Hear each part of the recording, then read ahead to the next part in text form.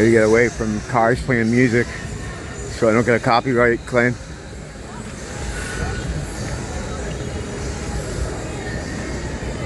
I don't know for sure, but I'd take the bet that I gotta be maybe not the only guy out here, but you know, a small percentage of people out here looking for demonic entities. When I'm walking and I'm not filming, my peripheral vision is just like picking up everything, like movement. I don't directly look at stuff, but I've trained myself to be able to see like irregular movement. So if someone's running, you know, my eyes always go there, or someone's stumbling or drunk or something. And the idea is that if they're not on their track, because most people walk on the track, I've established that before a couple of times, so settled science, but if they're not on the track, it means there's something going on with them. And one thing I don't think I've ever pointed out is that people that have demonic entities in them, when they are possessed, they have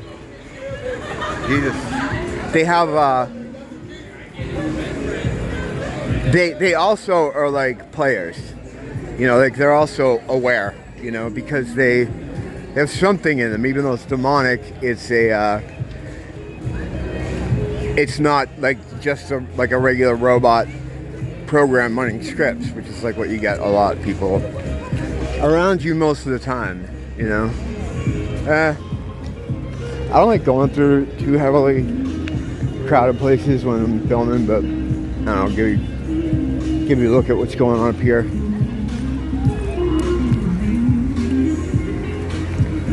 I live in a real scenic place, and I'm always doing these videos and like on back streets. You know, it's rare that I hit the beach or anything.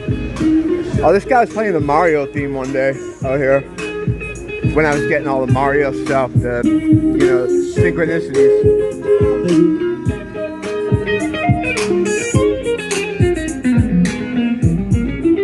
Yeah, it's going through this period where we're seeing a lot of stuff with Mario, the video game character. And because of that, what's up, man? Good to see you. How you been, man? Good, man. Yeah, good. I've seen a lot of Mario stuff, and I don't know if I was thinking of it at that time that this happened, but I'm walking up here, and the guy playing guitar over there was down there more. As I come up to get the crosswalk to go over the other side, he starts playing, and I'm like, come on, man, really? Yeah, this goes on with me and Nia all the time. She'll come out of the other room and say, hey, you know how you just said this? Look, I just saw this. And I'll be like, oh yeah, I was just talking about whatever, a number. And it'll be the first thing like she sees, you know. It's that synchronicity. It's the net tightening up. As we're in the run-up to the end, or the end of a thing, you know, the closing down of a thing, the changing of a thing. It's not an end for us. We never have an end. We just go on and on and on. It might not be in this body, but we don't die. We're energy. You can't destroy energy. You can move it, and our farmers know how to move it, and that leads to a bunch of things, you know, being able to control people, bodies, all kinds of fun stuff.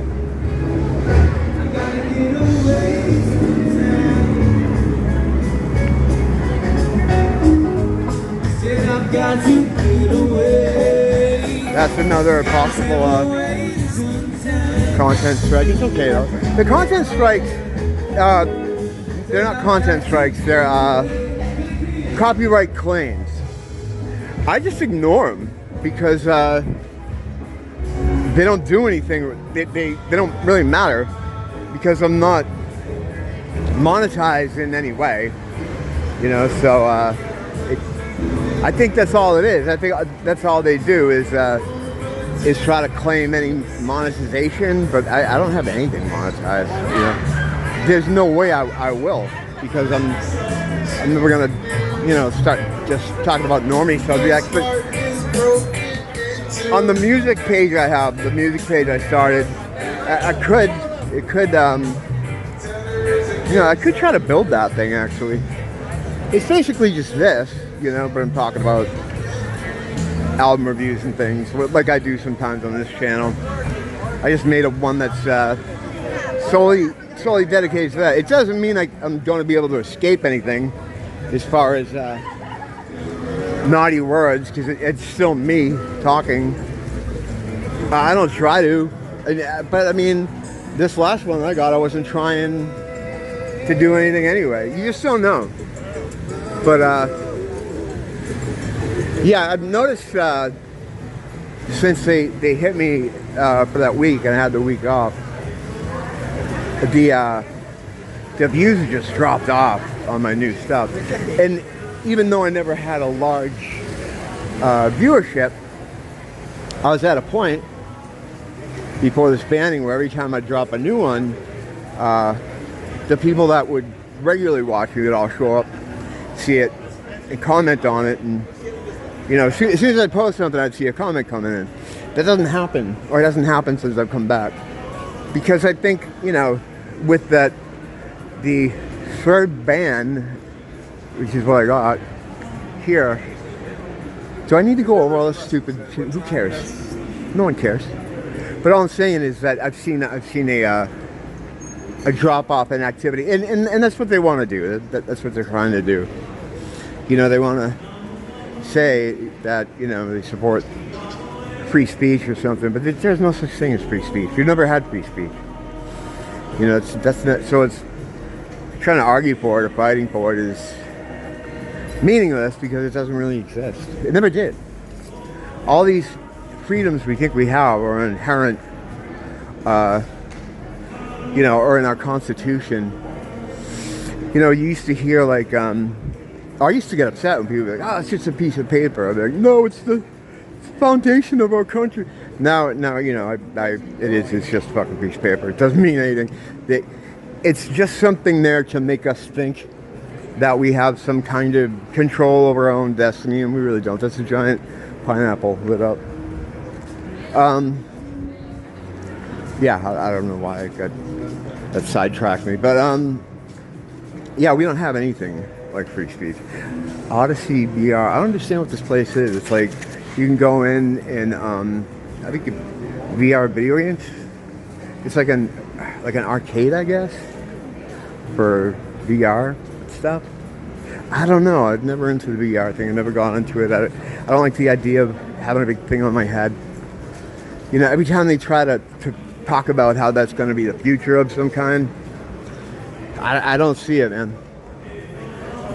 I don't think I'm the only one that doesn't like the idea of putting a big fucking thing on your head.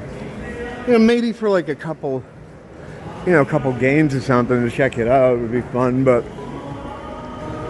you know, the way the Zuck was talking about it, like we're gonna give up this world and just sit around with these fucking things on our head. Yeah, it's not happening. A lot of stuff they like to tell you is gonna happen. A lot of times it doesn't. They're really screaming like about this AI, how it's gonna take over the world and stuff. And I don't know. I wouldn't. If I had to place a bet now, I would say that's probably not going to happen. Because they know, the people the farmers, you know, they know the outcome of something like that. Like if it really was going to take over the world, it wouldn't exist. But what they can do by telling us constantly, lately, that it's going to take over the world is that it can be used for a psyop. Like, oh, because of AI, fill in the blanks, which can just do anything. We had to shut down this city, or we have to impose this, or we state of emergency here because the AI did something. It's just another thing they can use, because they can't just do this shit. They got to get people to go along with it. You know, you have to buy into it. You know, there's this weird kind of cosmic, karmic dance they do, where you have to do it to yourself. You know, they can't just impose this tyranny on you. You have to be complicit in it somehow. That's the deal. That's how evil works. Terms and conditions. Evil's got a EULA. You know, God doesn't have anything like that. God's there. You just gotta, you have to want to have that relationship yourself, you know. But he requires no contract. Evil does, though. But from what I've observed, there doesn't seem to be any kind of rules as to how they can give you an out on it. Like, well, you chose it, you know, but they can present it in any way. It's just like the thing from a couple years ago. Like, oh, you know, we're not forcing you to take it, but you can't work if you don't. It's like they can use any kind of coercion they want. It seems to be fair play when it comes to any time they interact with you or they need you to do something. But the important thing is that they can't do it to you. You have to do it to yourself. And they're always trying to get you to do it to yourself. Evil is like, it's someone telling you that there's a fly on your face, you know, and so you smack yourself in the head. It's just, you have to, that's why it's so important to be aware of it. Because it can trick you, you know. I used to get fooled all the time, you know, before I understood what the fuck was happening. I'm still, you know, able to be fooled because I still got that ankle in the matrix, you know. It's like I'm not completely out of it because I've been in it so long that it's like turning the big ship around out in the sea. You know, you can't just spin it. It's a big, you know. Your perspective is very much the same way. I mean, especially if you're an older person like myself, an AARP guy. I don't know. When is AARP? When do you get that shit? I mean, I won't get anything because I'm... Never mind that. But I don't know when that is. Is it 55? Maybe. I don't know. I'm not AARP yet. It could be. It's funny, 55, like, you know, people were retired at 55 back then, you know, back a long time ago, and then you got all the money that you paid into the system, and you fucking go live somewhere. And it wasn't like just eking by.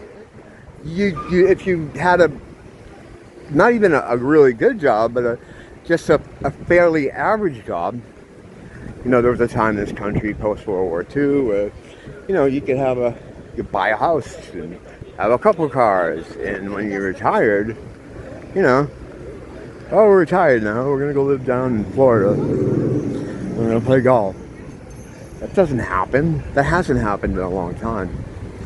That whole system, to have it work as it was intended or as it was presented or promised to the people, I don't know, what did it lasted like what, one and a half generations, you know? And very quickly, there was diminishing results from it. You know, within 20 years, people, you know, they have some money, but they're not going to get the place in Florida. And then it came from, now they're retired, but they have to get on some kind of services to survive. Now it's like, I don't even know. And they're always pushing, you know, the retirement age up and up and up. And now it's like, I don't even know what retirement age is now. I don't think you can retire, because it's like the cost of things has gone up so high and so exponentially that it's like, how would you? When would you? You know, people working now into their 70s, you know? Well, whatever. I was never going to... There are just generations of people that were never going to participate in that anyway. The way that financially the system was set up, it's kind of like an inverse pyramid scheme. The way it was destined to fall apart. It was meant to fall apart. You know, they do these generational plans for stuff, and it seems to be all coalescing now. You know, it's just like it's all sort of fallen into place in the way they wanted it for the script. And it's a script that, you know, I think we've seen before, has been run before.